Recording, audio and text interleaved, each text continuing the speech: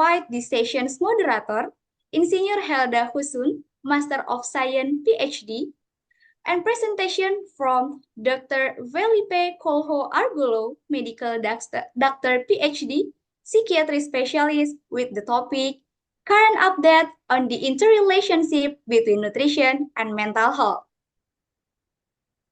During discussion sessions, audience are highly expected to participate by asking questions or sharing their own point of view. The webinar is planned to finish around 3 p.m. Western Indonesia time. I'm sure it is going to be great hours of interaction and learning for all of us. Honorable ladies and gentlemen, I will now invite Dr. Nurul Ratnamutu Manikam, Master of Nutrition, Clinical Nutrition Specialist Consultant, Head of Department of Nutrition FMUI, to give an opening remark through video.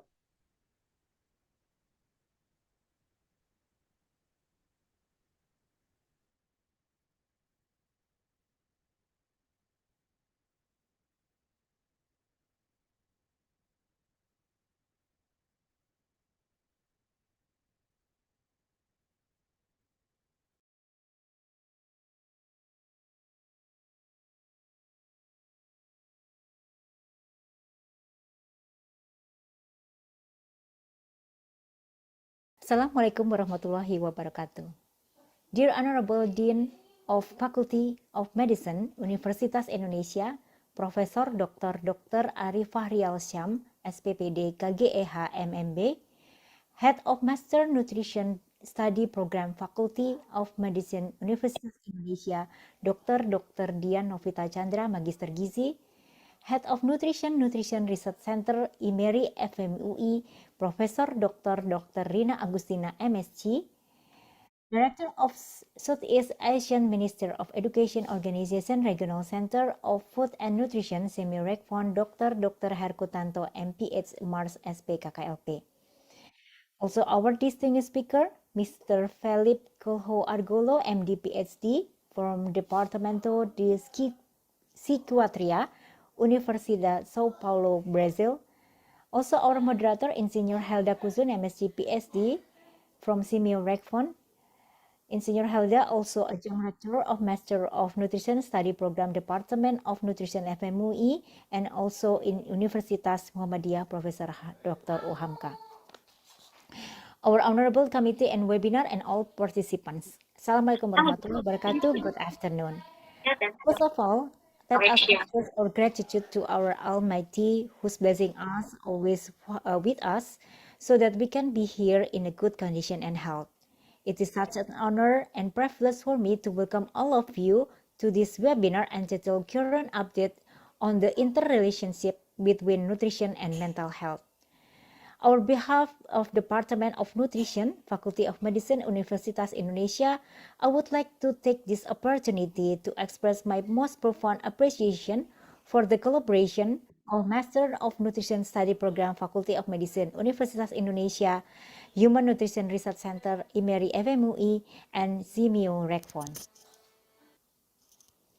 Nowadays, mental health continues to be increasingly recognized and prioritized aspect of the overall being globally.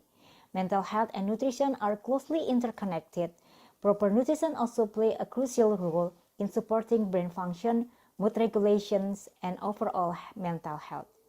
Through this webinar, we hope the audience can gain some insight into the up-to-date information on the connection between nutrition and mental health, as well as raise the awareness about the importance of nutrition and mental health. This webinar is also part of the implementation of education in the Master of Nutrition Study Program.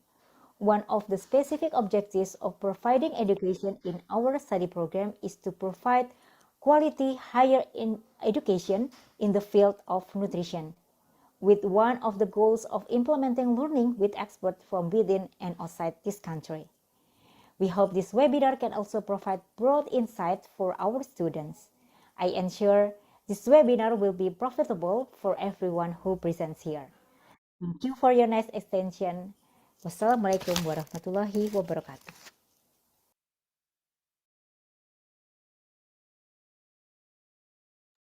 Waalaikumsalam warahmatullahi wabarakatuh. Thank you, Dr. Nurul, for your warm welcome. So, the honorable guests, ladies and gentlemen, we would like to invite you to open the camera for photo sessions. We would like to invite the committee to help the photo sessions, and I will wait for about 10 seconds for everyone to open up their camera, so we can see your right faces on the screen. Okay. For the participants who do not have network problem, please open your camera for these photo sessions. Okay, and so we can ask for the help for the committee to take the photo. And I will give a cue for the, okay.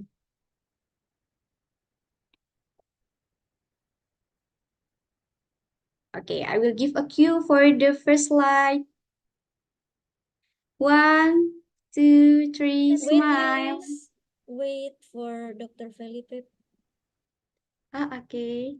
I'm here. Can't you see my camera? I'm here. Hello? Yes. Okay. You can start, Lilis. Okay, thank you. We will start the photo session from the first slide. 1, 2, 3, smile. Okay, thank you. The next slide in 3, 2, 1, smile. Okay, nice. All right, the third screen. 1, 2, 3, smile. Okay, the fourth screen. In 3, 2, 1, smile. Okay, nice. The fifth screen. 3, 2, 1, smile. Okay, thank you for your cooperations. So now we will invite Professor Dr. Ahri Fahrial Sham, Internal Medicine Specialist, Consultant, Gastroenterology and Hepatology, Master of Molecular Biology, the Dean of Faculty of Medicine Universitas Indonesia, to give an opening remark. Prof. Ari, the floor is yours. Okay, thank you. Assalamualaikum warahmatullahi wabarakatuh. Ladies and gentlemen, so first of all, I would like to greet Dr.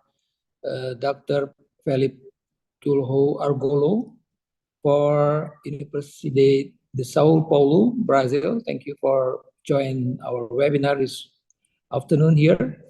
And also we have Engineer Helda Khusun, PhD from SEAMEO RECFON.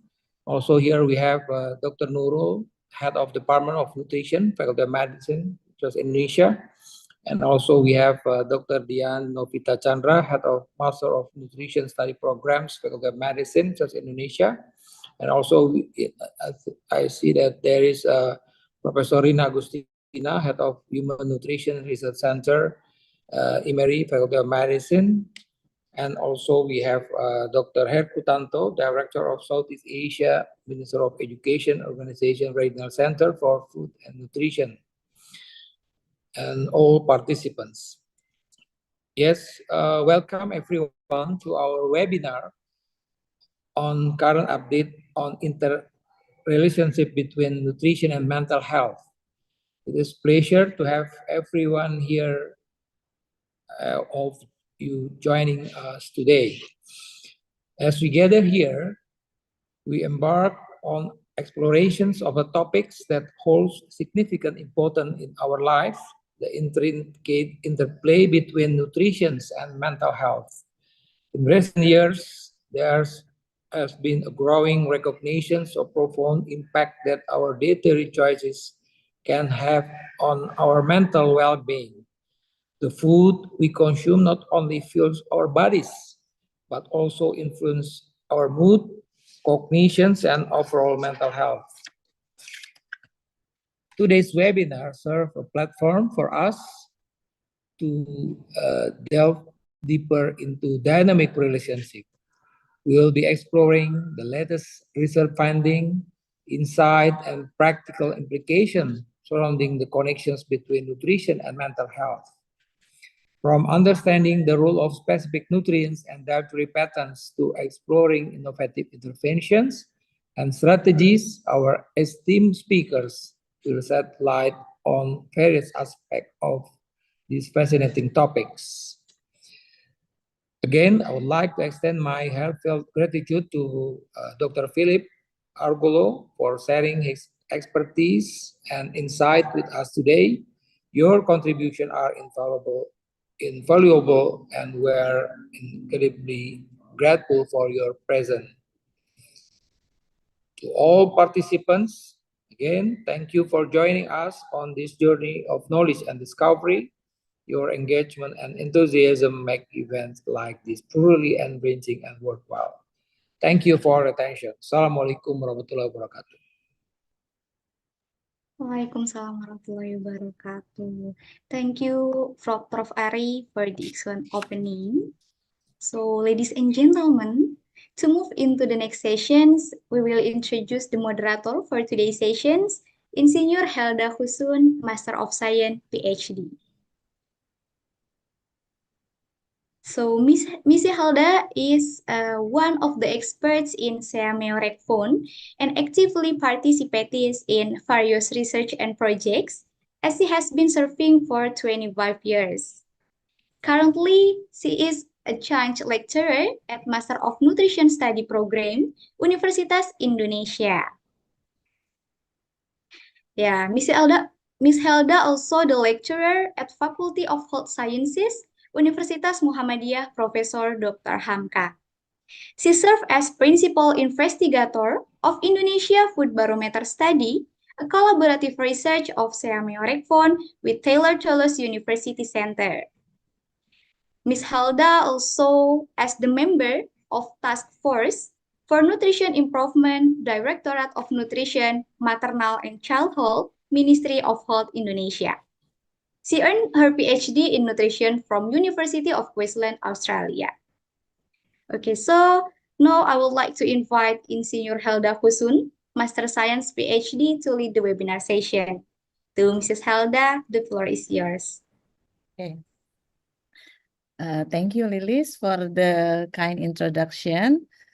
First of all, I would like to send my salam to all the audience. Assalamualaikum warahmatullahi wabarakatuh. It is an honor for me to moderate this session. Let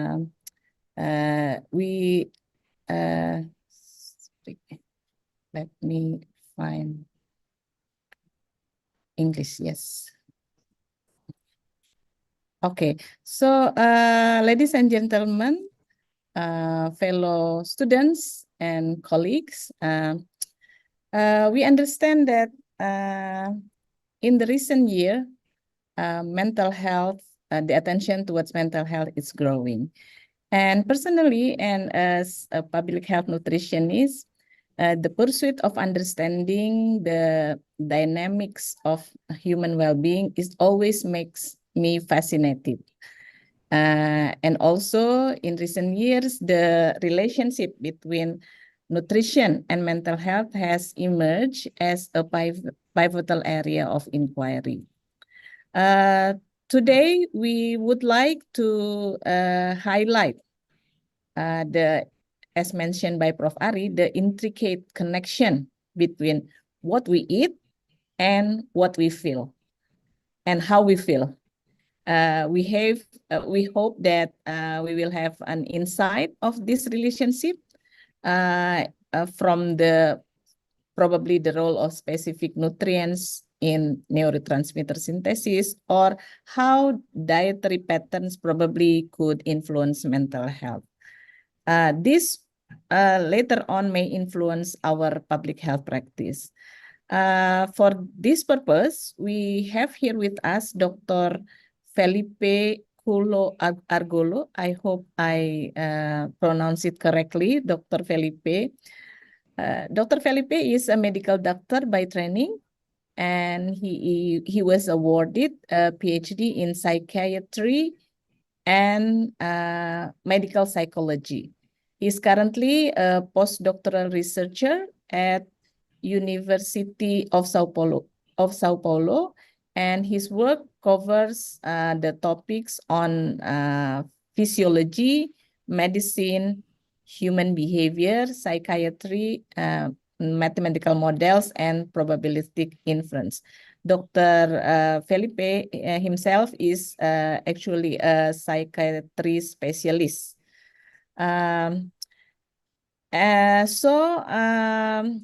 Let's approach this discussion with our intellectual curiosity and also a shared commitment to advancing the knowledge in both nutrition and mental health. And hopefully the session will inspire new insights to us on the challenges and opportunities that we have, and ultimately it will contribute to the promotion of health and well-being. First of all, I would like to thank you all for joining this webinar.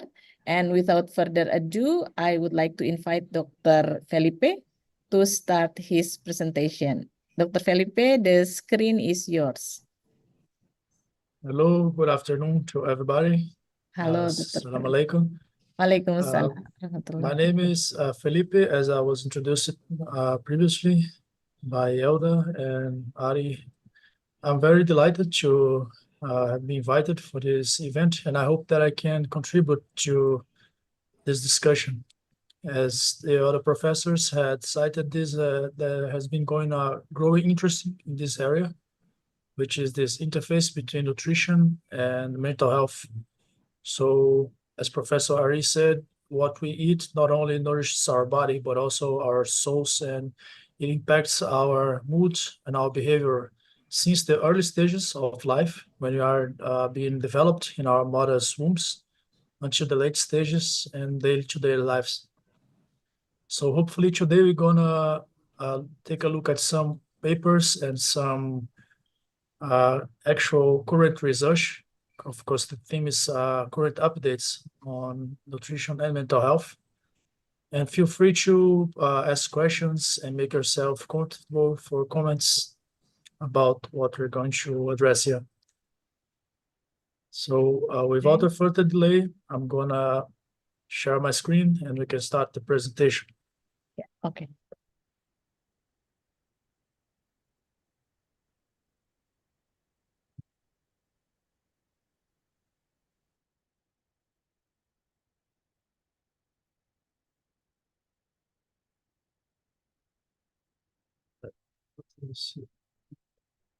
Okay, hopefully you can all see my screen at the time.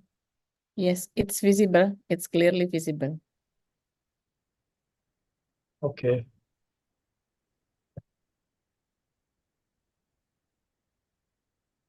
This is a brief covering of what my academic career institution. As it was cited, I am a medical doctor by training. My PhD was focused on computational psychiatry, in which I studied psychosis and mood disorders, mostly focused on natural language processing, psychometrics, and the use of technology such as mobile to ecological momentary assessment and Bayesian inference for clinical trials, other than other statistical modeling and mathematical techniques. I started my career in the Universidade of Bahia, and then moved to São Paulo for Federal University of São Paulo, and now at the University of São Paulo. And I spent brief 1 year at King's College and a brief period in training in ETH. So today our goal here is to get a little bit of an updates. And the way that I'm going to do that is by putting a potpourri of papers. So we're going to address some papers that have come out in the last years. They will be like our basis to discuss these themes, okay? And I decided to divide this talk into 4 main themes, one of which is neurobehavioral development. Then we will advance towards short-term effects of nutrition and food on behavior. the effect also that it carries on hormones and mood regulation. And after all, we're going to discuss a little bit about gut microbiome, which is about the bacteria in our guts and how that also affects our behavior. This has become like recently one of the most sought topics in our area. And hopefully we can bring some new information to our colleagues. Before we start, I would like to recommend this tool here, which was very valuable when I was performing this, when I was mounting this lecture. It's called Connected Papers. And basically you have one paper here. For instance, this paper we're gonna address during this talk. And this tool, it shows other papers that cite the paper that you showed, and also the number of citations and the time frame in which they were published. This might be very useful for you to dive into literature. And so I just wanted to start by recommending this tool whenever you want to understand better what's the ecosystem of a given topic.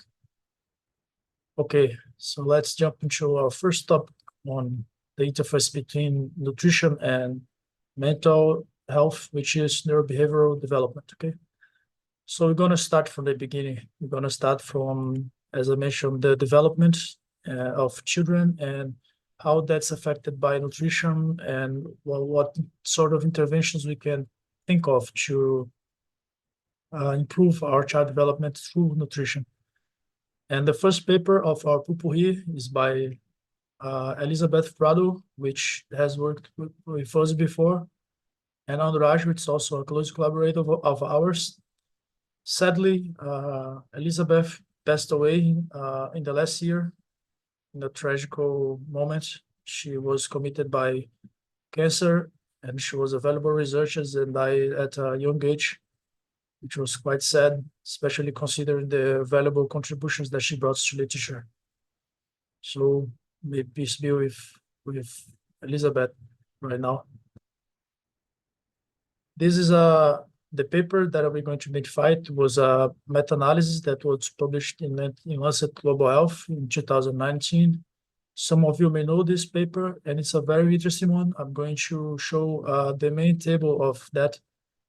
It covered several studies which addressed mental health interventions and how that may impact child development in terms of linear growth. That is, when you think of HAZ, which is height at age, okay, how we can change and intervene in nutrition to get actual healthy Z-scores, in the sense that the children are growing as expected in terms of their sizes and their weight, but also how these interventions, they may impact the neurobehavior, okay, the behavioral performance and the neurological development.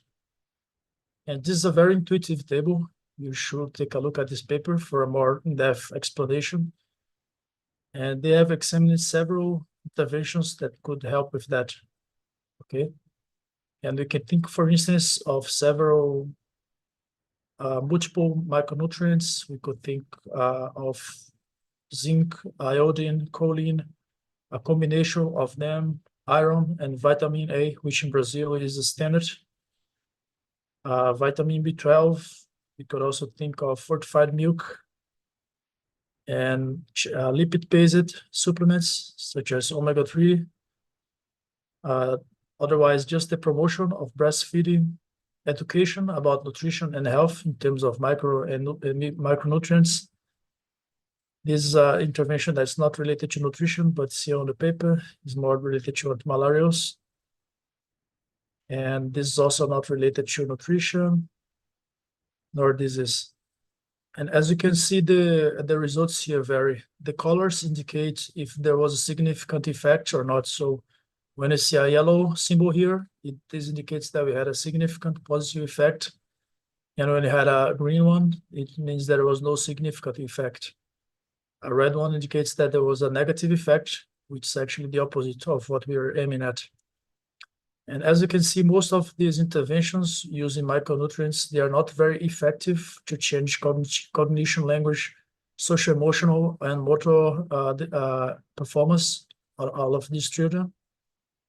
But some of those might be some promising results. For instance, vitamin A and choline in this study showed positive results, along with vitamin B12 for the maternal.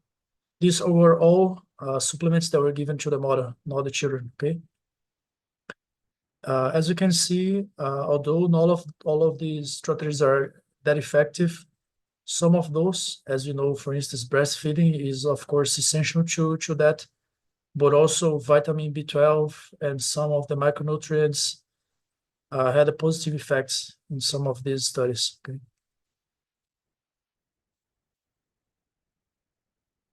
Besides doing the intervention towards the mother, we can also make interventions on the children, and that's related to fortified milk or lipid-based supplements, as I said, like omega-3. This is low-dose soybean oil and DHA. Then again, not many of these had a positive effect on our results.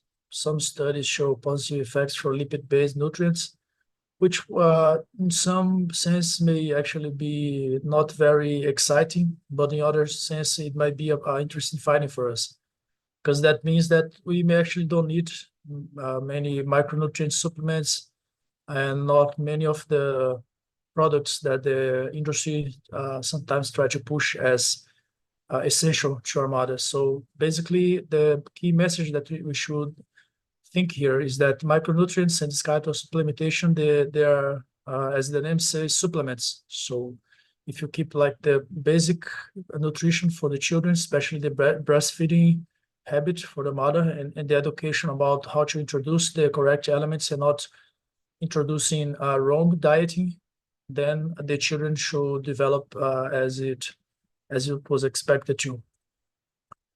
And that's what I want to convey here with this meta-analysis. Not many of the interventions were very effective, but that may actually be a good sign for us in the sense that nature has brought us the basic nutrients in a very natural way. There's also other studies in which you try to address postnatal child micronutrient interventions. And then we had a combination of several of them, other with zinc, iron, iodine, vitamin D, and these ones were isolated. And then again, the results are mixed. For zinc, most of them showed no effects. The same goes for iron. Iodine showed positive effects in this study here. And also when it comes to the combination of several micronutrients, then we have a positive, statistically significant effect for several domains, like the height, the cognition performance, language, and motor development. And this hypothesis that's brought by the authors, and also that's my personal view, that this is mostly related to covering deficits in the regular diet. So if we had multiple micronutrients given to the children, if the child has a deficiency in its basic dieting, then some of these micronutrients may cover for that, and that's probably what we have here. And this last table here is one of the most interesting, and it covers it's not about supplements, but it's about intervention for promoting responsive care and learning opportunities, okay? So for instance, how we can think of responsive care and learning opportunities regarding nutrition and vaccination and other domains. And this one, as you can see, it shows more positive effects overall. So most of these interventions actually had a good impact on cognitive performance of these children, and also on language and in motor skills.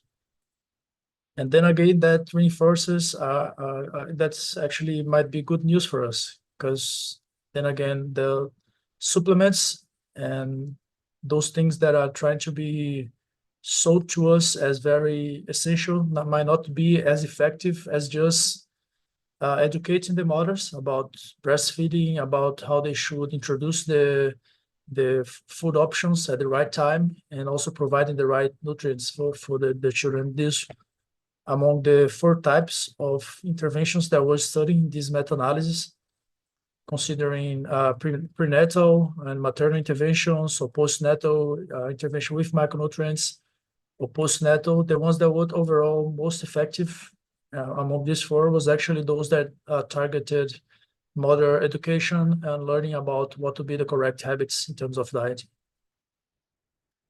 Okay, so let's move on to our next topic. So we talked a bit about mental health and child development here in terms of neurobehavioral developments. And the key takeaway home message here is that the most important thing is that we should incentivize breastfeeding and the correct dieting habits that we already know which they are. Although some of those nutrients present promising findings, like the lipid-based iodine, and most of these findings might actually be related to covering up for deficits, but we should keep an eye open for the usage of this supplement as well. Now let's delve into a different subject, which is the short-term effects on behavior. So we're not talking about child development and their behavioral development anymore. We're talking also about adults and how food in itself may influence our moods and our behavior. And for that, it might be actually interesting to look at how the brain functions in terms of what we like, how you experience food and feel pleasure when we are eating, but also how we crave this food, what makes us hungry, and what kind of food we want, or what are the options available. Will a given person prefer sweet food? Will a given person prefer more food that's more rich in fat or in proteins? How does that actually works in terms of real-time activities? So that's very intertwined with our brain mechanisms. And this paper, it brings some neuroanatomical and functional details about these circuits here, which are directly related to reward responses. So whenever we crave for a given food, whenever we engage in a reward behavior, and that's mostly related with food, not only humans, but also other mammals, then the responses are triggered by several nucleus in the brain, and mostly related to the black substance, the ventrostriatal nucleus, lateral hypothalamus, amygdala, on the limbic system, and the related circuitry. So this is directly influenced not only by the response that's when you eat your food, but also when you want and you start to feel hungry. Those nuclei here, they are activated. And there's a small difference between when you want to eat something and when you actually eat something. And much of the impairments, such as addictive behaviors, like in obesity and other food consumption disorders, we have actually altered circuits in here, in the sense that people will crave more and more food, although they won't like to eat that much. So they're not feeling that much pleasure when they eat, but they're always craving for more. And that suggests that actually there is a behavioral alteration in that other circuits in the brain that relate to anxiety and stress overall, they're triggering this food-seeking response in a more general way. Although that's not nutritionally, it doesn't make sense nutritionally for the organism. That's how the brain kind of self-regulates to get some feedback of reward. Okay. So once you understand that, how can we deal with this brain circuitry alterations and how it relates to food? And I also listed like 4 interesting topics here that I think are very important when we think of short-term impacts. The first one, which I think we are almost tired of hearing, is about the sugar consumption which is in our late stage society, we are very propense to avoid, not avoid, but not eating what the healthy food will be, like fruits and food that would be rich in fibers and other nutritious substances. But since it's a cheap way to make calories and make them available for the general public, elements and foods that contain sugar added elements are very common now, and they're being offered worldwide in a very cheap, and there is a strong marketing going to that. And this is one of the most unnatural stimuli for our brain, since we have a high sugar and high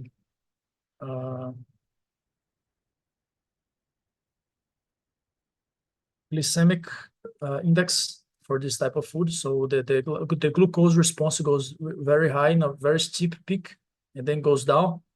That actually can condition our brains to give those altered responses that I mentioned, in terms that we will crave for this substance, even though they will not be the actual reward that we should look for.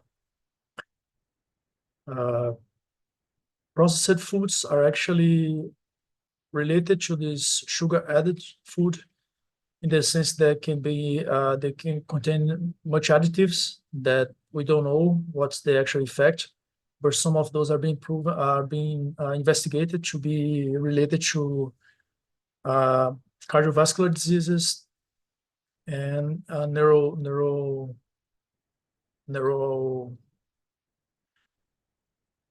deterioration. So we also have those preservatives that could hamper our health. And in addition to that, we could also be tempted by the artificial colors that this food carries. And these also have a behavioral response, in the sense that especially children and people at young age, they are more influenced by the signaling to visual stimuli and propaganda, in the sense that they associate this type of food with a given successful lifestyle. Like we see that a lot in alcoholic beverages, in soft drinks. People are generally doing something fun or doing something that seems to be healthy, like doing sports with energetic drinks. And this may actually trigger this behavior association, this cognitive association between this type of food and healthy habits and good situations, but that's not actually a true story. So our brains might actually crave for this type of food, and they won't give us the adequate reward that we should be getting. And that will exacerbate these behavioral issues that we talked about. So that will lead to obesity, to bulimia, to anorexia, and other types of food-related disorders. Caffeine is not actually nutritive, in the sense that it doesn't get processed into calories, but it's also present in coffee, which is one of the most commonly used drugs in our world, and also present in energetic drinks and other items that are being sold. So we should also take care of that. Okay, when we think of our diets and our habits, coffee becomes very common, especially among us, the academics. We use that a lot as a way to keep ourselves focused or stimulated to attend to a lecture. But we should be very careful in how we are conditioning our brains to get this caffeine response, because although in the short term that will lead to heightened attention and will bring you more focus, make you less sleepy, on the long term, it will also impair those circuits that we mentioned, the limbic system and the related nucleus. And that will have an effect on your anxiety, and you might actually make you feel restlessness. So although on the short term that will cure your tiredness, on the long run, sometimes you try to get sleep, sometimes you try to relax, and that won't be possible. So it might actually have a bad effect. That's the third thing that I advise all of us to take care with. and also to advise our patients with is caffeine. Okay, be very careful to, of course, I'm not like prohibiting anyone to using coffee. I also drink coffee, but I advise you to drink coffee on a very careful way. Avoid drinking coffee after you wake up or when you are close to going to sleep. And also, if you're not working, like you have on the weekends or you're traveling, you don't actually need the caffeine to perform, to keep your job, then it might be a good idea to drop this habit for a few days. For instance, I'm total 3 weeks now without 2 weeks without coffee. At the event that we gave here in Lombok, I was drinking coffee, but then 2 weeks later, I didn't have such a heavy load on work schedule, so I dropped caffeine for 2 weeks, and that also helped you to balance your receptors and how your body responds to the substance. Okay. And finally, but not least, we should think of mindful eating. Okay, so that's related to how you feel when you are eating, because sometimes we are always thinking about other stuff, like we just eat with a lot of, we are in a hurry and we're gonna eat very fast to save time, or we are just stressed about another problem and we're gonna eat and make use of this reward moment as we're feeling good to think about other stuff. So one of the things that we can do to improve our response is actually mindful eating. So when you are eating, pay attention to what's the food that is in your plate, how it feels in your mouth, what's the actual taste. Think about the nutrients that are in there. Am I eating rice? That's carbo. I'm eating fruits with fibers. I'm eating meat or chicken or whatever is in your diet. That when you are mindful about it, not only about what the nutrients in it, but also the physical perception of the when you're chewing, that's a good relationship with food, because it brings you to a more biological aspect of it, in the sense that you are actually nourishing your body and not just getting a quick reward that will come from food. Okay. Then again, since we generally have a heavy workload and lots of stress during the day, this should be something that we should take care of. The second thing here that's also related to mindful eating is about schedule. So whenever it's possible, now most of us are going through Ramadan, which is related to intermittent fasting. We spend lots of times basically without calories going in, and then a period in which we eat. But outside of this, of Ramadan, we should take care of when we are eating to keep a regular schedule. There's no magic formula here. Some people are tempted to say that we should eat every 3 hours or every 5 hours, or we should make 5 meals a day or 6 meals a day. And as far as I'm aware, there's no magic bullet here. Depends a lot on your goals and how your daily routine actually goes. But if you're not paying attention to that, this may also have a bad impact on your daily life. So if you're not taking care, like, oh, what am I going to eat today, or where am I going to eat today, and then your food gets delayed. I'm actually talking about this, but for instance, today I got my flight delayed and I got here at the hotel to give the presentation 1 hour later than I was supposed, so I didn't have lunch yet, and I'm eating sugar-based, sugar-added food. But for me, that's an exception. I actually keep a good food schedule, unless there's some unforeseen event, as if for today. And even if that happens, I generally have nutritious snacks, like cashew nuts that also carries proteins, fruits with fibers. And just don't let the routine get much into your eating schedule. Sometimes you glamorize that, oh, I haven't eaten yet, it's very late, I didn't sleep, I ate very late, I didn't have lunch because I was working. In some cultures, that's valued as a hardworking behavior, but in the long term and also in short term, that will surely impair your performance and also your well-being. Okay. You might think that you got good reward on that, in the sense that you postponed a reward to get more work done, and that's a good effort. And in some sense that is, but if you make that a habit, out of things that are not so important, for instance, this lecture is very important, so I wouldn't delay that to have my lunch, that was something that I have to make a choice. But don't make that an habit, okay? That will also impact your stress responses, which you'll cover just now, and might be something that will have bad impacts on your diet overall and your appetite. So now we move to our third main topic, which is about hormones and mood regulation, which are quite intertwined here.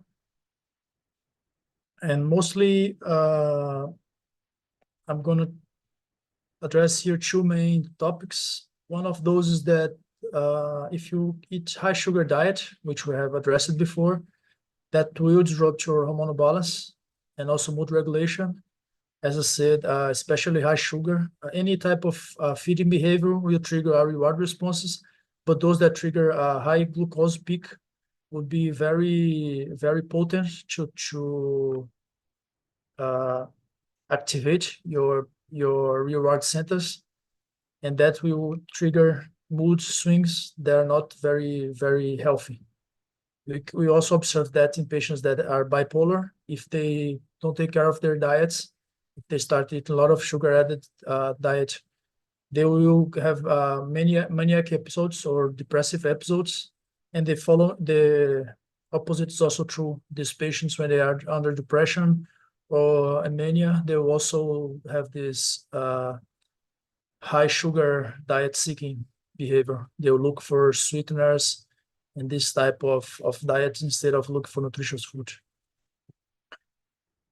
And finally, the opposite, it may also be true in the sense that you should control your chronic stress and cortisol levels, because they also hampers your dietary habits.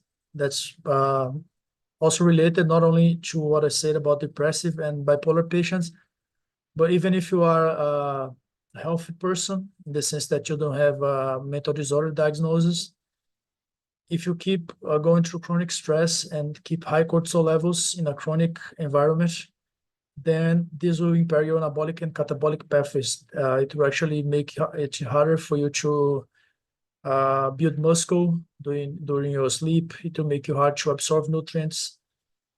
So that's one aspect that's not directly related to your food habits, but you have to manage your stress levels to make your body able to absorb and perform these anabolic and catabolic processes in a very healthy way, okay?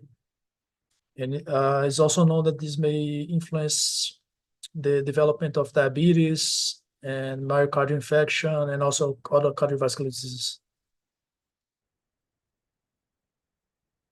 This is also another paper that's related to how we get this brain signaling influenced by some hormones like ghrelin and leptin. These are hormones, as we know, that are directly influencing our hunger. And we may see here that several of these nuclei that I showed before,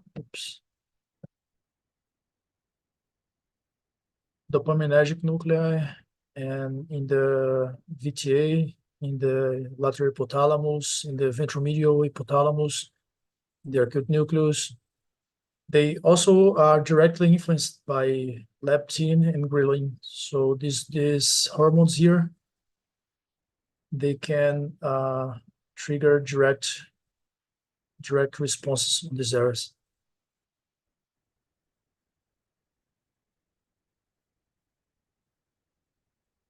This paper here, it covers how stress, as I was mentioning, the second topic here, may actually influence our choice for the food type.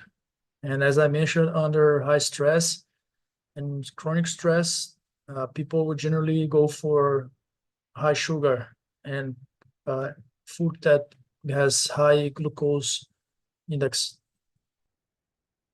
which, as we discussed before, may have several negative effects, not only in behavioral terms, but also in the long term for our food absorption and else. So finally, we're gonna talk a little about gut microbiome, which is one of the hot topics in the latest year. This is also a systematic review from some colleagues in the University of São Paulo.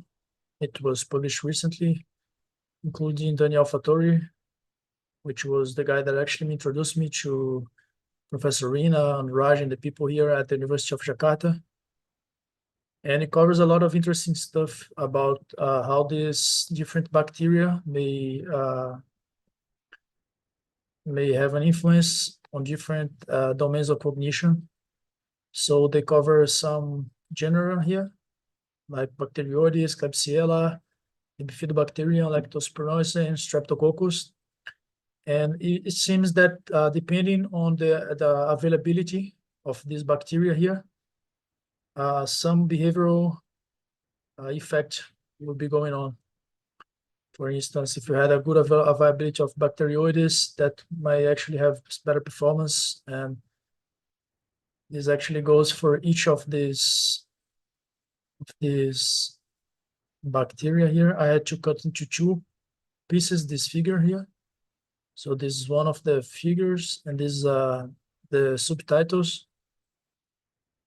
So yeah, it's not something that we can track for each patient on a very regular basis, but we should keep in mind that if we keep a varied diet in terms of vegetables, of meat, and different things, we also have diverse microbiome, and that will lead to good outcomes in terms of cognition.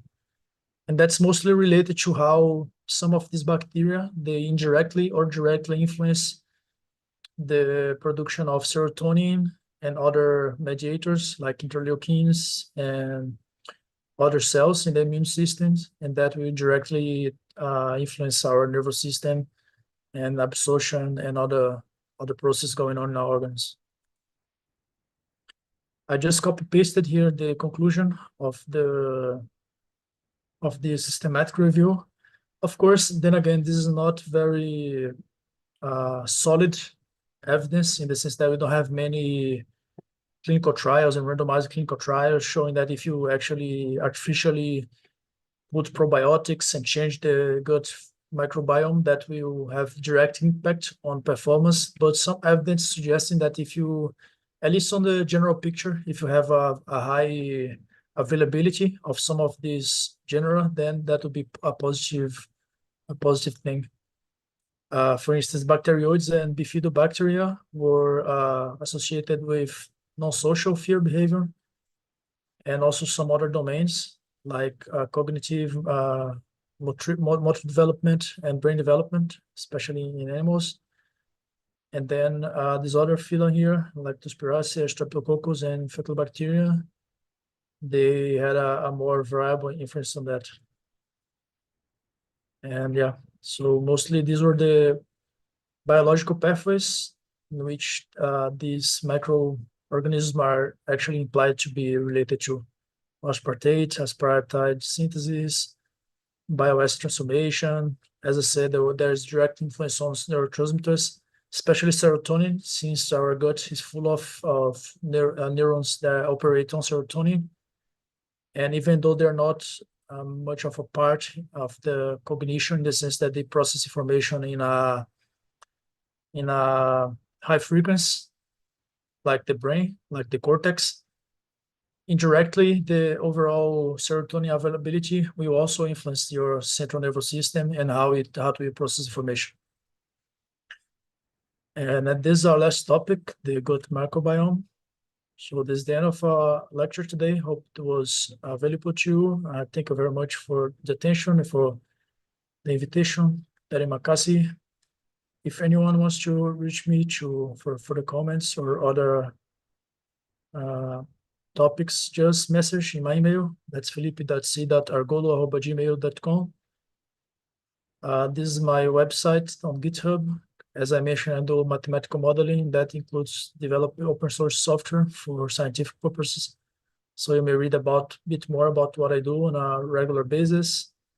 And this is my Twitter. For sometimes I do no work related stuff in there, but sometimes I also share things about psychiatry and neuroscience. So thank you very much for this moment. Okay. Okay, thank you so much, Dr. Felipe, for a very nice presentation. Yeah. So we invite now the question from the audience. Is there already any question from the audience to the committee? Is there anything that you want to share? Okay. While waiting, Dr. Felipe, I'm interested in the so there's already a question from the audience. Yeah. So this is one question from the audience from I Ciptaning Laras from Faculty of Medicine, Universitas Indonesia. So this is the question. I read which kind of microbes we have in our gut can determine whether we are healthy or not. Because bad microbes can cause inflammation, leaky gut, etc. Can we insert good or healthy microbes into our gut to fight and then replace the bad microbes to improve our health? Well, the question is a bit not related to mental health, but probably you could answer the question, Dr. Felipe. Okay. I think overall the answer is yes. And that's the main hypothesis behind probiotics and this sort of technology, in the sense that if you have not only bad microbes, but also a small diversity of them, then that's not a healthy thing. So a good strategy will be to introduce healthy microbes, either through dieting, like diversifying your dieting, or using probiotics, and that will enhance competition against the bad ones, or at least increase diversity. And that will have that will actually, in the end of the day, improve our health. Although we don't have yet many clinical trials, as I said, many randomized clinical trials showing that for this or that disease, this sort of intervention will have a very high impact effect on a certain outcome. For instance, we have gut colon cancer or something that might be influenced by this, and then introduce probiotics, and by that we can change the course of disease. That's not the case yet. Might be true, might be not. We are still running these studies, but yes, this is very likely to be the case, and this is what the overall strategy is about. It's about diversifying the microbiome and also introducing good microbiome. Okay, yeah. Thank you for the question. Can you give more update on this, Dr. Coelho? Is there any already therapies using this theory for improving mental health?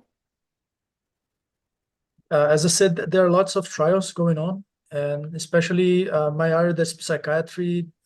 Schizophrenia is actually the biggest target on that, because there are since the beginning of not the beginning, but some decades ago, there was this hypothesis that would maybe imply how the neurodevelopment and the gut activity, because of the serotonin circuitry that I showed, this might actually be related to how psychosis is developed. So there are some interventions that are trying to treat schizophrenia and maybe depression also by targeting microbiome. So we introduce probiotics as an intervention. Some of these studies, they come up as positive, some of them come out as negative. So the evidence overall is a bit controversial. And as far as I'm concerned, the evidence currently is that there's a small effect on the sense that these may influence good course for depression and psychosis, but it's not like first line of treatment, as if we were going to treat psychosis or depression by using just probiotics. Okay. Thank you so much. Okay, do we have other question? Next question? Yeah, next question is from Safira, also from Universitas Indonesia. Her question is like this: when someone gets stressed, sometimes the coping mechanism is to eat several amount of food and specific food, such as sweets or sugar-sweetened beverages. We know that this habit will have a long-term impact for our health. In your opinion, does the situation can be controlled and how to control it? Okay, I think the whole lecture was already covered some of this question, but that's a good opportunity to revisit that. There are several strategies so you can cope with that. So mostly behavioral therapy and cognitive behavioral therapy, we target the habits. Not only we're going to educate this person to say, hey, when you feel hungry, try to go for more healthy food, not sugar added food, not soft drinks. Try to have something that's rich in proteins, in fibers, something that will have that makes you feeling satisfied and doesn't have empty calories, as you say. So one idea is to actually give education about dieting and the food consumptions to make this person look for more nutritious options. But as you also saw during the presentation, the stress and the coping mechanism actually lead the person to choose this type of food. So even though you know that's not the best option, that's what you crave for. So then you end up eating not very healthy food. And to cope with that, we also should deal with the environmental conditions, like to actually change our environment in the sense that stressful situation and try to manage the stress. For instance, if some certain activity is very stressful to you in your work, like maybe meetings with your colleagues, or maybe some sort of activity that requires a lot of typing or dealing with the public services, then we might advise the person, for instance, to separate that during the week, not during the much stressful activities on the same days, or maybe balance that with something that's more relaxing. Physical activities play a very important role here, in the sense they are health stress, that they are more natural way of stressing your body and your mind. Yeah, the options are actually pretty wide, in the sense that we have several tools, several assets that could be used. And yeah.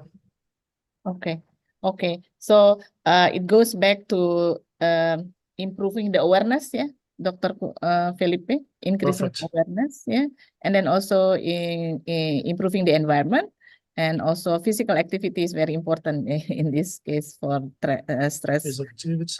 There are also cognitive strategies, like to make yourself more mindful of what's going on in your body, and these breathing exercises that could also help you with coping with the stressful situations and make and they allow you to make better decisions.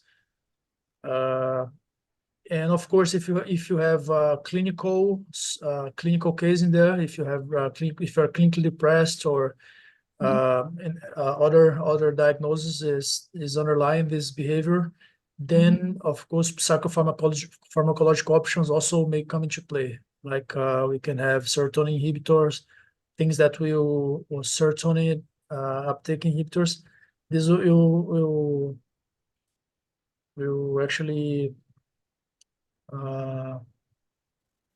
treats the clinical condition, and that will probably improve your stress response and your food diet. Okay. So Dr. Felipe, on this line, you explained previously that the use of supplements on children is not giving an expected impact on cognitive development. What about among adults? Like, for example, currently people are talking about vitamin D supplements for stress. Do you have any update on that relationship, Dr. Felipe? Or do we advise? Are we advise people to give take vitamin D supplement for stress relieving? As far as I'm aware, if any of you in the audience is also acquainted with the literature and wants to complement that, I invite you to contribute also. But as far as I'm aware of, there is no compelling evidence that if you take a healthy person that has a healthy diet, you take this type of supplements, it will improve the cognitive performance. Okay. So, but most, as I said, most people they cannot achieve completely health dieting in the sense that will fulfill all the micronutrients that are necessary. So sometimes these micronutrients they are not actually improve the cognitive performance of health people. They are actually covering for deficits in their diet. So if you have that deficits, of course, this micronutrient supplementation is going to improve the performance. But if you can keep those micronutrients in a healthy level through natural dieting, then taking these supplements probably won't change much about it. Okay. All right. Okay, thank you. Is there any more question from the audience? Okay, we have a lot of question. Okay. From Pak Ahmad Yani from Sekolah Tinggi Ilmu Kesehatan Holistik. Her question is, his question is, he expressed his interest in your presentation. Thank you very much. His question is, are natural, less processed foods is a solution for mental health, for a better mental health?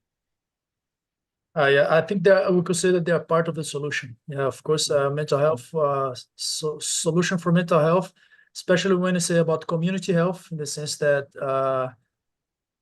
to make people live well, to bring well-being to the population, that there's a lot of things involved in that. That's not only related to dieting, there's also other things that come into play. But certainly processed foods are not a good influence factor in there. They are making things worse. And if as we are targeting more and more to make people aware of that, to make people eat more healthy food, that will have a positive effect on mental health, not only individuals, but also in the population level. Okay. Thank you so much. Thanks Next for being interested in the presentation, Ahmed. Sorry. Next, do we have more question? Is that okay? From Devi, is there any relationship between anemia and mental health, or vice versa, mental health to anemia? That's yes. One of the primary symptoms of anemia is lack of energy. Yes. So that's the most common clinical presentation for children, for adults. They'll report to you that they're not feeling very energetic. They're not having disposition to perform the regular duties and tasks. And once we cover that with either dieting or the iron supplements, then they'll recover that. So yes, there's a direct and clear relationship to that. And that's because anemia, when we lack iron, then we cannot properly transport oxygen to our cells. And basically oxygen is one of the basic elements to fuel our activities. And if you don't have iron in our systems, then we're going to be not very happy. Okay, so yes, there's surely a direct relationship between anemia and mental health. Yeah, okay, yeah. It will make us more easily to get fatigue, and then leading to more stress probably and mental health. I would like to invite anyone who would like to ask question directly to Dr. Felipe. Anyone could raise your hand? Any question from the audience who would like to ask directly to Dr. Felipe? I think there's one of the... Andrian. Yes, Andrian, please. Okay, thank you, Helda, and thank you, Dr. Felipe, for the presentation. I think that it's very interesting, and it's also a very emerging research topic recently. But I have a question. I think based on like some research papers that I've read about like nutrition knowledge and their risks for eating disorders, there are some papers that have shown that people who have higher risks of eating disorders, they actually have healthier diets. And this is not like for all kinds of eating disorders, but typically probably orthorexia. And but then the WHO also mentions that when we are talking about health, it's also about like physical, mental, and social well-being. And when it's in people with these cases, they are probably physically healthy, but not the other two. So my question is, how do we educate people to improve their practices and awareness without making them have anxieties and preoccupation about food and health? Because when it comes to people who have lower risks of eating disorders, yeah, well, for their mental health, they have a better mental state, but typically their diets are not very healthy and very not scheduled properly. So they skip breakfast and they skip meals, or they overeat, but then their mental state, their attitudes are pretty much healthy. I think that's my question. Thank you. That's a very nice question. Thanks for the question, Andrea. And Andrea is bringing us to the opposite spectrum here, which is we've been talking about people that don't know much about dieting and that neglect good behavior. So Andrea is bringing us orthorexia, which will be the clinical manifestation, so the extreme version of that. But also some people, they'll become very obsessed with their diet habits.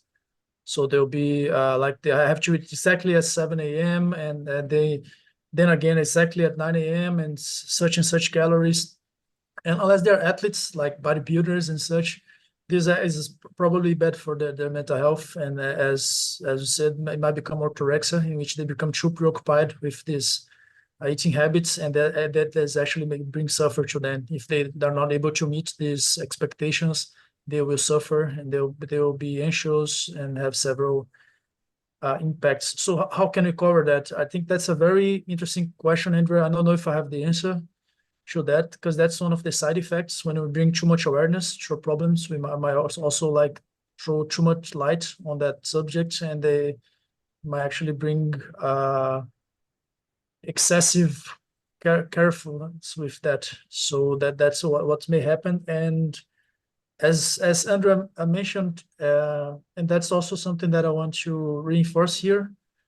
All of these are actually guidelines which you should aim for, but yeah, don't be very obsessive about that. As I said, sometimes there will be unpredictable events that make you go out of your diet a bit, but that may actually be part of regular life. And if you are too much strict on these things, then this will have a negative effect.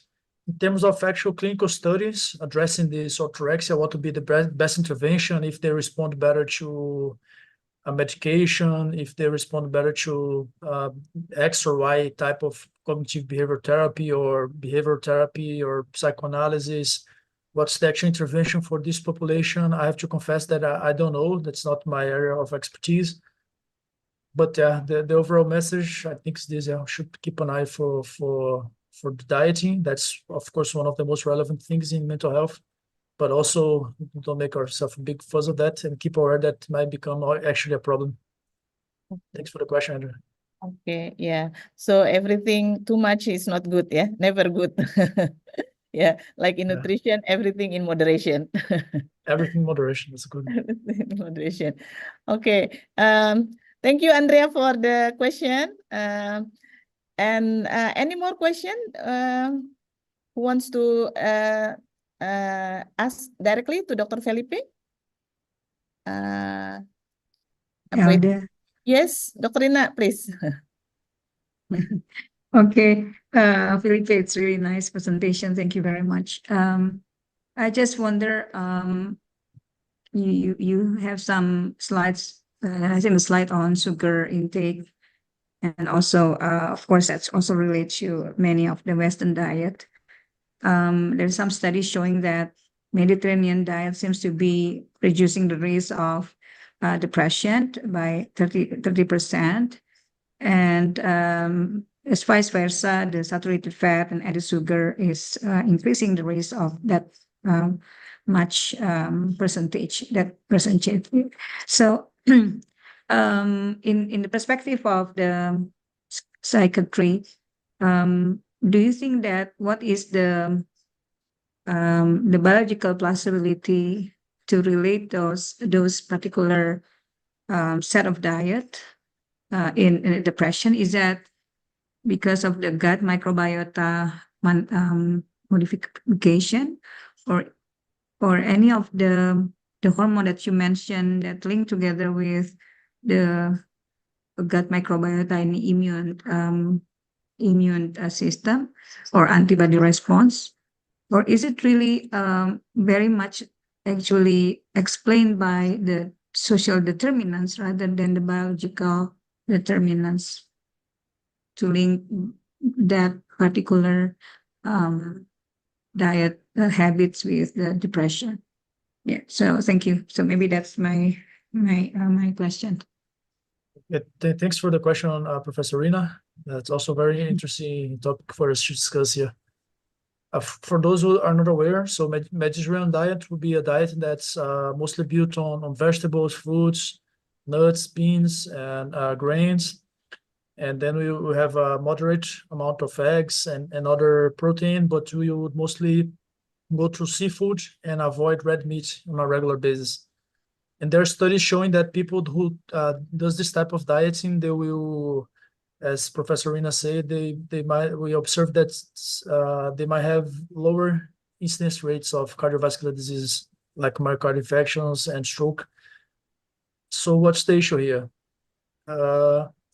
Yeah, I think part of the answer, Professor Rina has already told us, in the sense that there are some social confounders here, in the sense that people that can keep such a rich diet on a regular basis, they also have other healthy factors in their lives. They probably have access to a healthy lifestyle overall. It's also very hard to conduct clinical trials on that, because we would have to artificially introduce a diet to a large population and keep follow-up of that, which would be very hard to do on a daily basis for years. And I think also part of the answer here is not that. Of course, this type of food, like seafoods, they are rich in like omega-3 and all those things that we discussed. That this type of diet is rich in fibers. Since it's diversified, we have a diversified microbiome. We have that would be like the ideal dieting. I mean, not the only option to have a good diet, but one option to have a diversified diet with nutritious food, and also avoiding some types of food that, for instance, red meat, that we know that's very probably associated with colon cancer and other diseases. So I think it's a combination of both. There's all the positive factors that we mentioned in terms of diversified dieting and such. And on the other hand, they also avoid the negative stuff like red meat on a regular basis. And yeah. But I think that the big difficulty here is to actually perform a clinical trial on the long-term run to see if this specific type of diet will actually change the outcomes for such a specific outcome that would be cardiovascular diseases. That's like they take decades to be measured. Yeah, that is my perspective. It's interesting to have further study on that. Yeah, but what you mentioned, that RCT might be difficult to form. I have another question, Helda, actually on. I have a chat before with Dr. Felipe and Dr. Anu here. I think he's also attending the program. That there's a big homicide, a suicide all over the world, including the United States and Japan, but Indonesia is one of the lowest.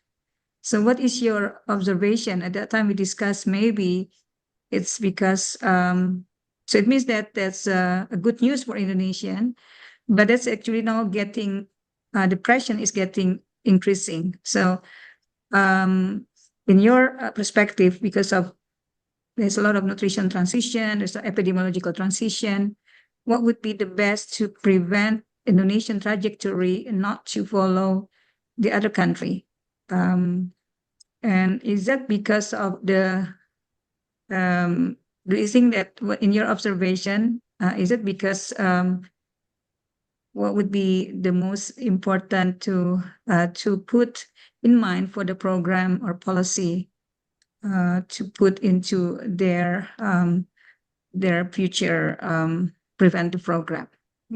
Maybe Dr. Anu can also join here. I think this is a good discussion, and so the diet and the other factors has to be working together for this prevention, the homicide or suicide or any depressive problems. Yeah, thank you. There's also a tough question when it comes to suicidal thoughts. If you look at individual patients, it's generally quite easy to locate like what's going on, if that's related to clinical depression, if it's related to a given idea, a given response. But when you look at populations, it's a little bit hard to put a finger on what are the main factors, because we may think of socio-economical conditions, but then there are some poor countries which have a lower suicide rate. And also the cases, like I said, Japan and Korea, which have increasing suicide rates and rise suicide rates, the Scandinavians. So when it comes to a populational level, it's hard to isolate which factors may be at play here. I'm pretty sure that dieting is actually one of the important things in here. Not only as like a socio-economical consequence of people having a poor lifestyle condition, but also, as I said, we have a direct impact on mental health. So, of course, if people are having bad diets, we should expect more depression and more suicidal thoughts. Yeah, it's a tough question, this one. I mean, the Japanese, as I mentioned, they have overall good socioeconomical conditions and access to good dieting with seafood, but on the other hand, the suicide rates are high. Yeah, this is something that we are actually working on. What would be like these populational factors that we could foster to increase well-being? We're trying to address this. If Professor Anu or yeah, that's a really good question.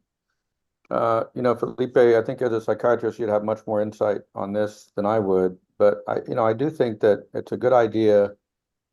This should be studied really carefully. I'm wondering if maybe this is a good opportunity from Indonesia to come up with some sort of an intervention around suicide prevention, do some sort of intervention trials, in different countries, looking at maybe the ability of maybe Indonesian approach for fostering, psychosocial support networks and so forth.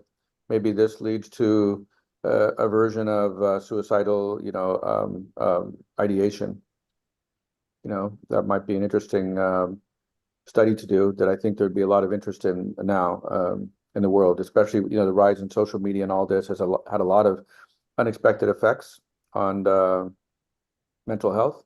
So it might be a good opportunity to come up with some intervention like this from Indonesia. If you're saying that these rates are lower, maybe in Indonesia, maybe there's something, to be learned there. Come up with some intervention, do the trial. Those would be my thoughts. Okay. Okay. So I would like to ask now that the experts all are here, Dr. Anu, Dr. Rina, and Dr. Felipe. Looking forward, looking forward. Looking for what areas apart from all these suicide things, what areas of research do you believe will be the greatest promise for advancing the understanding the relationship between nutrition and health? So probably I would like to ask everyone here, Dr. Felipe, Dr. Anu, and Dr. Rina, to what areas of research were actually will give us the promise to on the understanding of the nutrition and mental health. Probably Dr. Felipe could answer first. Okay, based on what we are doing currently, like current research, as I said, microbiome is now a hot topic, in the sense that we are trying to understand the molecular pathways, how each type of bacteria influence the immune system or serotonin, and also this interplay between the gut and the brain, in the sense that we had lots of neurons and neurotransmitters that are produced and are working. That's also Yeah, I think that's one of the obstacles here. Once you understand the circuits, probably there will be more understanding of this interplay between mental health and nutrition. There are the social aspects also, like to understand what kind of dieting leads to like high suicide rates, or maybe prevention, as Professor Rina suggested, with Mediterranean diet. What else? And I think also the relationship between this scheduling, in the sense that how eating at certain times or at a certain composition of meals would actually trigger different hormone responses. So yeah, outside these three has three hot topics. Okay. Thank you so much, Dr. Felipe. So I would like to invite Dr. Rina then. What do you think, Dr. Rina? Yeah, well, that's a very good question, but also difficult to answer. But following Dr. Felipe's idea, because we are also working on probiotics and gut microbiota, learning from our previous study that are still, just finalized the new study on the effect of probiotics and omega-3 fatty acids combined on cognitive function. We haven't really analyzed the result on depression, but I believe that that would be a very good important study on probiotics in pregnancy, to go into the not only gut-brain axis, but of course gut-lung axis, and especially now the gut psychobiotic axis. So I think that would be one of the things that not only probiotics and omega-3 fatty acid, maybe we can look at, as you mentioned about serotonin or other short chain fatty acid or other metabolite postbiotics that might work together. That would be a good one.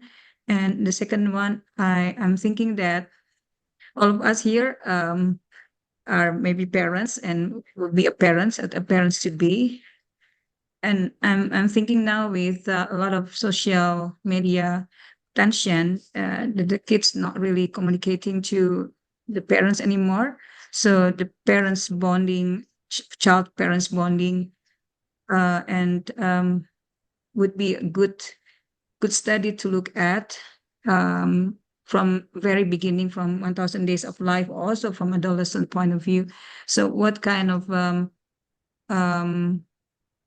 intervention that is already being in a culture habit, that we can document those habits to become a good intervention to preserve the parents-child bonding, not only in terms of daily lifestyle, like the food habits, but also in their way of communication to prevent the depression and also the suicide and so on. So I believe that that's conventional,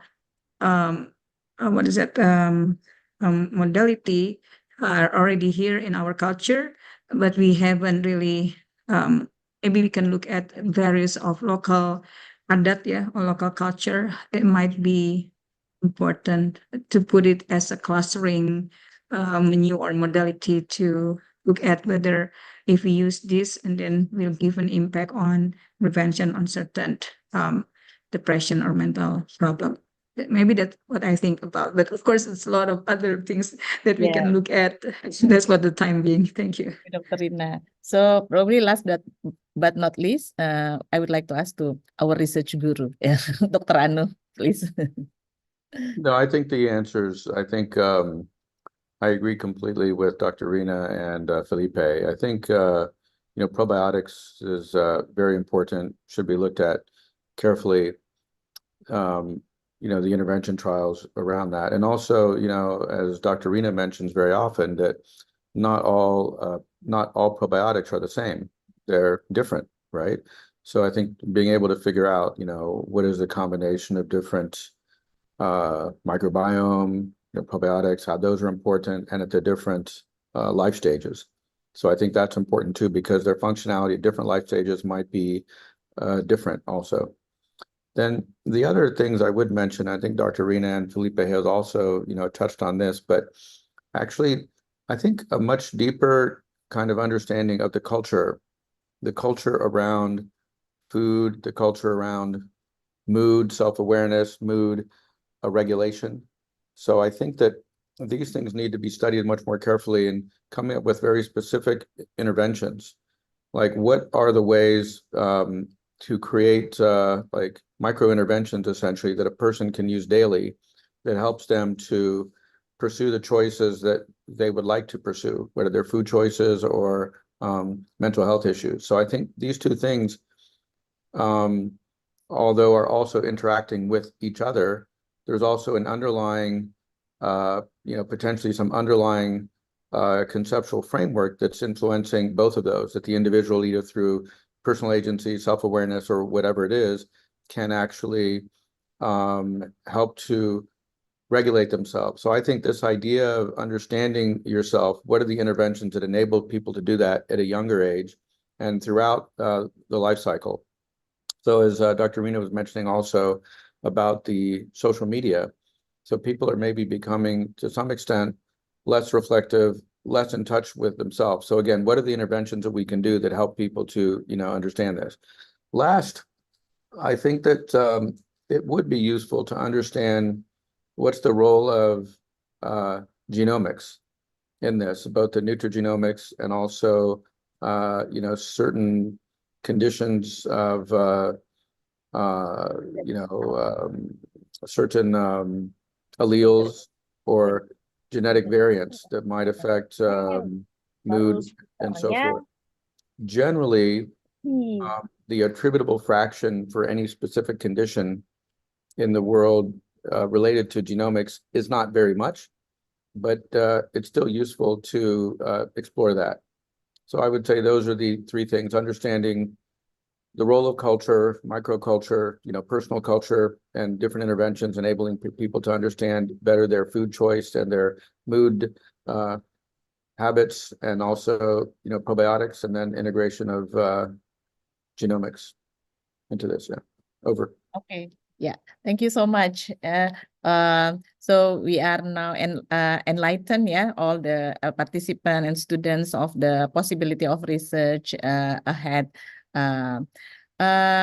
So for the last time, I would not conclude actually, but I would like to ask Dr. Felipe to give closing remarks of the discussion. Dr. Felipe, please. Probably you have something to say for the audience for a take-home message and as a closing remarks.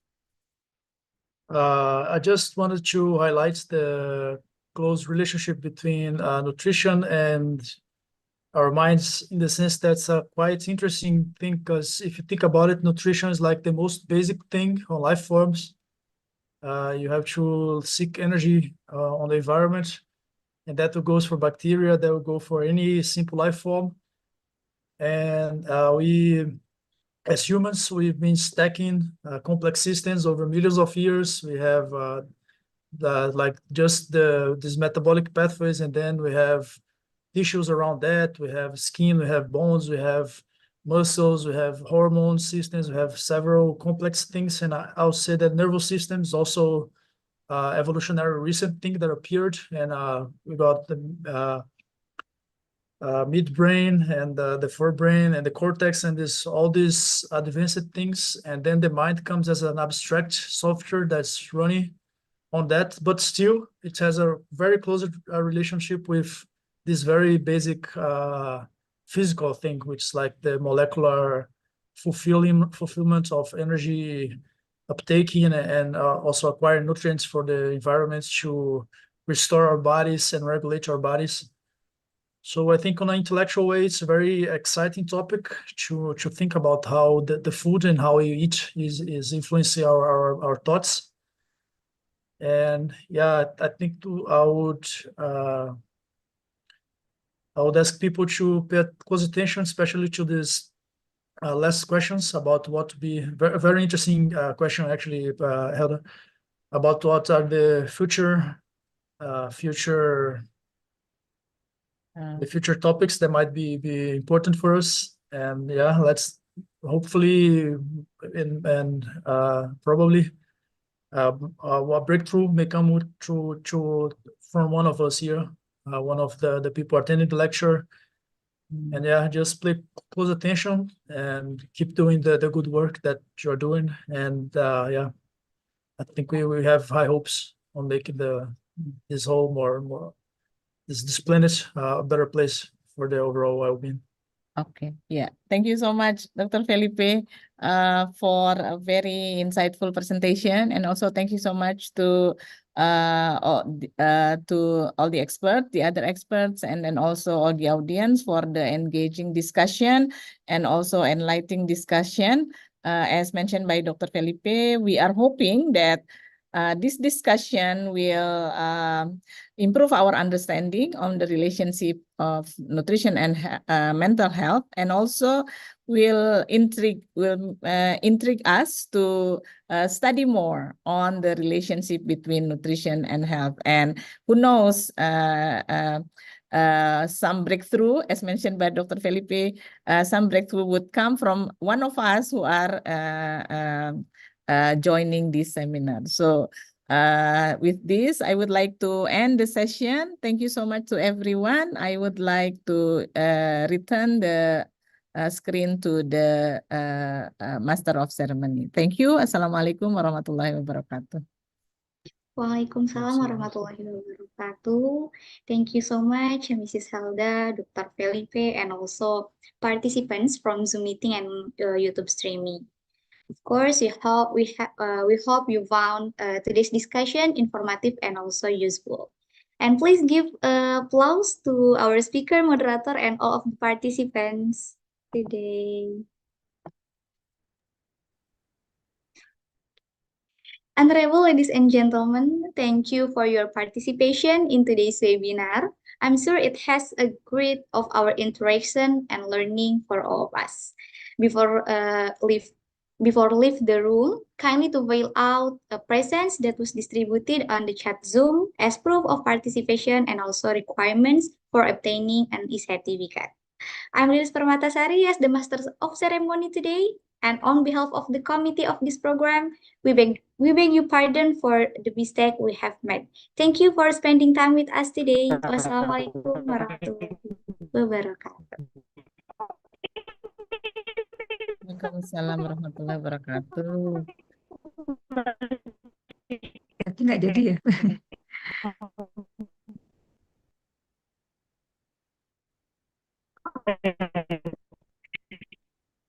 Thank you, everyone.